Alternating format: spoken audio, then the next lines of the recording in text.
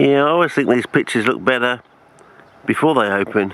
These sort of, the tall ones, I think.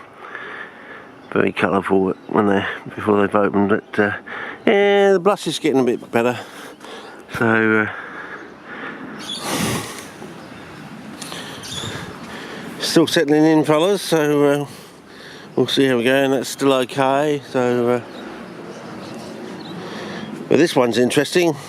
I don't know if you can see this. It's sort of starting to make a move, so not bad. So that's because it's the power of hydrogen, of course. You know, the power of the chalk down the bottom. We got the chalk down the bottom down there. As I said, first of all, I'm thinking this is wrong, but it also might give us some advice to. Because we should have like the white wood, the newspapers say those underneath sort of thing, and.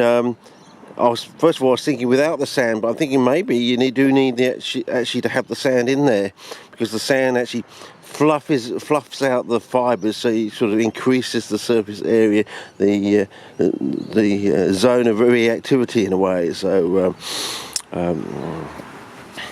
so the chalk can get to do its magic. And it's magic power of hydrogen on there. I don't know. I mean, there's something I was never taught about chalk at school. You know, doing the basics, and it's very amazing. So it's definitely going to be in my thesis. Going to do a whole section on that, I reckon, on chalk. The hitherto. I wouldn't say unremarkable. They're very remarkable properties. Clandestine properties of chalk, I suppose. You know, hitherto clandestine, unremarked upon properties of chalk. So yeah, probably going to have to do something at the international conference, because people are just going to be. It's like those conferences they have on bamboo. When you see what the Asian countries can do with bamboo, not just for scaffolding, for actually building structures and things like that, people are just jumping out of their seats, jumping over the seats, going closer to the front of the audience to look at the slideshow. They're just so amazed that it's like a whole new world has opened up to them. And I say that with the chalks in a way.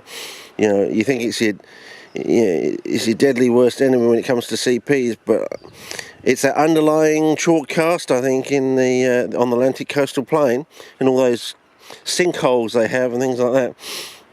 Yeah, has some remarkable properties that so far up to this point of time, you know, no one seems to have either noticed, or they don't seem to bring to anyone's attention. So, you know, it's definitely a micro chapter, if not a whole chapter.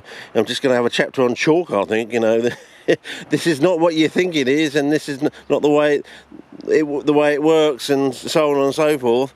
But so the basic idea is to have as I said, a brown wood or brown product with hemicellulose basically on the surface that breaks down and releases nitrogen, and underneath you want to have a white wood that as it is attacked by the brown rot fungus, you know, white wood being attacked by brown rot fungus, in a semi to strictly anaerobic environment, which maybe you might help with the sand in there to open up the fibres, so you get to that sort of anaerobic thing faster. You also increase the surface area, so it reacts faster.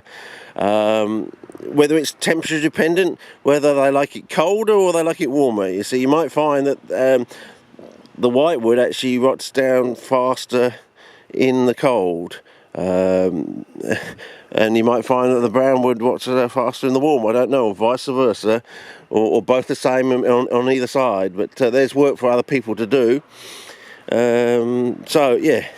So if you keep it wetter for longer, you also, in a way, can keep it cooler, but then you can actually have a surface horizon that sort of acts like a cool guard, is safe in a way, and can help keep it cooler for longer if that increases the reactivity.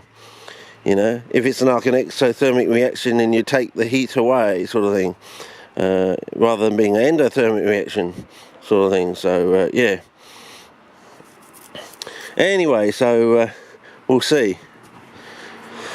But that's basically about it. So basically, I think you can have sand on the bottom, but I would prefer to have chalk on the bottom. You might want to have chalk sticks and sand, on the bottom. Then you have your layer of white wood. As I said, you might want to mix it with the sand to open up the fibres to get a better, a longer, more sustained reaction, because once this gets going, you know, the chalk works on it like 24/7, 32, 365, you know, so once it gets going straight away, it's working, you know, day and night, hot and cold, I suppose. But as I said, it might work better when it's cold than when it's hot, so maybe that's why it has to be down below the surface of the pot. So not only being strictly anaerobic, but it's cooler down there, you see.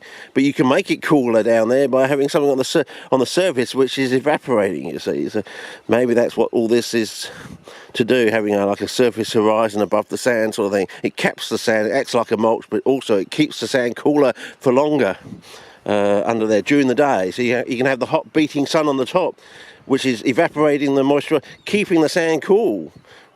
And if the sand has got some whitewood in it, it's keeping the whitewood cooler. Don't know, you might find that the brownwood breaks down faster if it's being impinged upon by the warm, hot sun. So that's another reason why you have the brownwood on the top.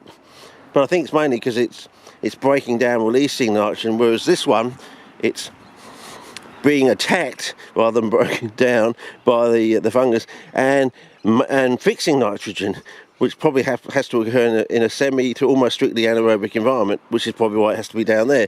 And that can also be helped with the sand, you see, you know, filling up all those voids in between the fibres and things like that. So you might want to think about that. So yeah, it's probably a bit of a boring one for you today, but you know, it might get you, you know, the odd brain cell firing off and you think aha, or you might have your own aha moment sort of thing. So we'll see how we go, but I'll keep plugging these things out. I've got a couple more ideas to do, and I want to get back to the tissue culture, because from that one over there I think I might have an avenue into the tissue culture now. So this one here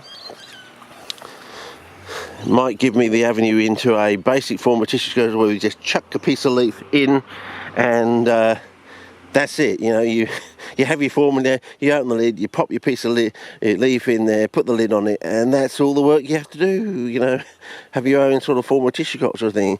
You know, keeps all the bugs, you know, in check, but also promotes growth on the plant at the same time. I mean, can we get to that stage? I don't know, but we are making progress with our knowledge line, if you want to call it a knowledge line, down here. But we just have to pick and choose the data coming back and say, oh, that's good, that's bad, that's better, blah blah blah. So if I take this, you know, the brown ideas, and add it to the white underneath and blah blah blah, I can actually put together a pot that will basically do most of the work for me 24/7, 32, 365 days of the year, and it will work better as we go into the warmth, or as better as we go into the cool, you know.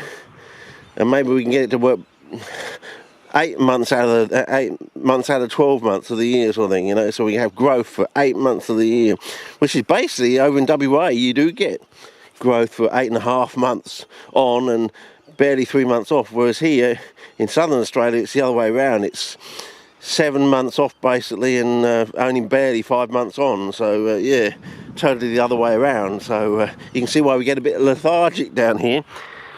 And we have somewhat schizophrenic, because we're always doing our thinking in the dry and we do our work during the wet, and then two things never quite marry up. Okay, over and out. See ya.